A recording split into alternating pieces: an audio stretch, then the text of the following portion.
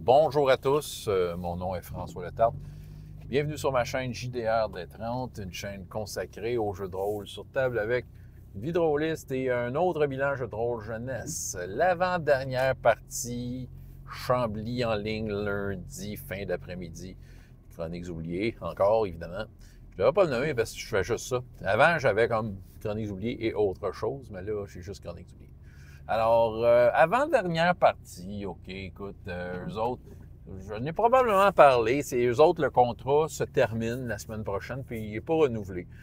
L'école a décidé de tirer sa plug sur les activités parascolaires qui sont en ligne, donc c'est de généraliser. Je les comprends, je veux dire, quelque part, c'est bien plus le fun quand c'est en vrai. Mais bon, tu sais, c'est correct. En même temps, j'ai tellement de games d'une semaine que tu sais, oui, mon portefeuille était bien content, là, mais en même temps, je veux dire, je veux avoir un peu plus de temps libre dans ma semaine. Tu sais, je veux être capable d'organiser ma semaine sans courir en débile.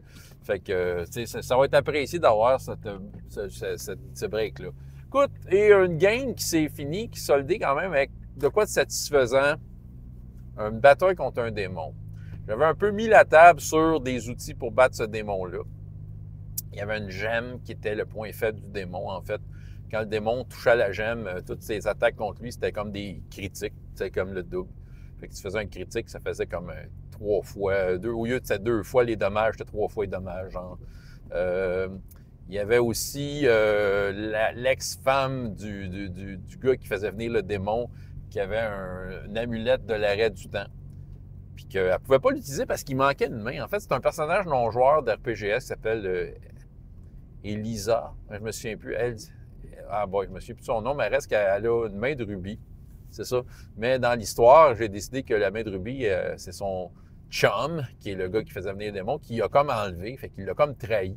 Parce qu'il en avait besoin de faire son rituel. Puis justement, quand le démon est arrivé, parce qu'il est arrivé de dernière seconde, c'est qu'en fait, le démon est sorti. C'est un démon avec genre 6 bras.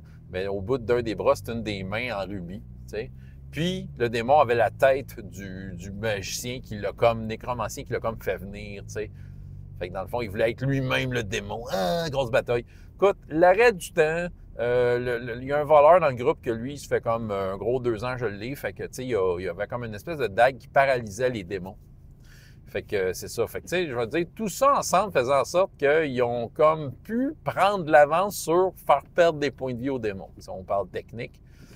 Et une chance qu'il y avait ça, parce que le démon, à un moment donné, OK, leur truc, l'arrêt du temps, toutes ces affaires-là, tout ce qu'ils ont pitché aux démons, ouais, OK, ça a fait des dommages aux démons, mais il en restait des points de vie, là. Puis le démon, quand il s'est mis à frapper, là, il one-shotait tout le monde.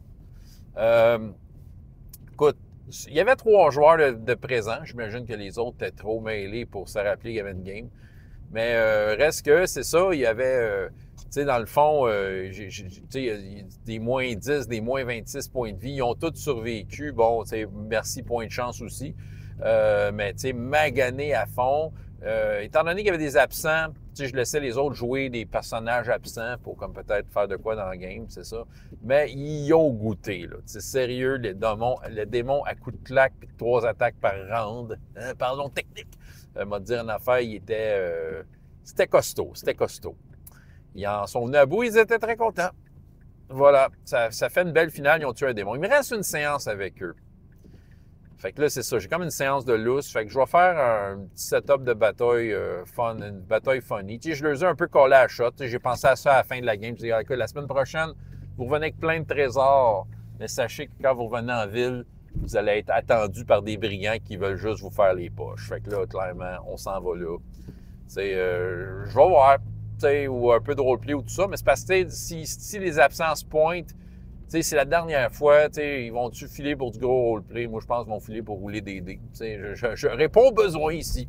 Fait que, dans le fond, ça serait gagnant de mettre un petit fight à la fin pour le plaisir, puis un paquet de voleurs qui leur sautent dessus, puis let's go. Faire peut-être monter une gang de sbires. En tout cas, c'est ça. J'ai déjà des petits plans pour eux autres. Ça va finir en beauté, une belle petite bataille, ça va saigner du nez en masse, et on va être tous contents. Fait que c'est ça. C'est ça que j'avais à vous raconter pour ce bilan jeu de rôle jeunesse-là. François Letarte, JDR des 30, et jusqu'à la prochaine fois.